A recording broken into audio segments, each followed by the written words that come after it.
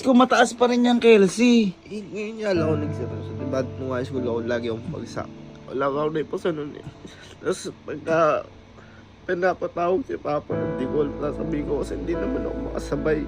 Mahirap nga sumabay kasi lahat sila honor, ako hindi. Is ko na. Boy, hindi na ano yun. Kahit ako na magsasabi sa'yo, hindi magagalit sa'yo si Papa. Hindi porkit nagkaroon ka ng dos, hindi mo binibigay yung the best mo. Basta binigay mo lahat, okay na yun. Hindi mo kailangan maging sobrang taas o sobrang honor. Hindi magagalit sa'yo si Papa dyan. Ikaw naman. Tsaka ba't nagsasorry ka sa akin? Putang na proud nga ako. Ako nga, hindi ako nakaganyan nung college ako eh. Hindi mababa yan. Tandaan mo.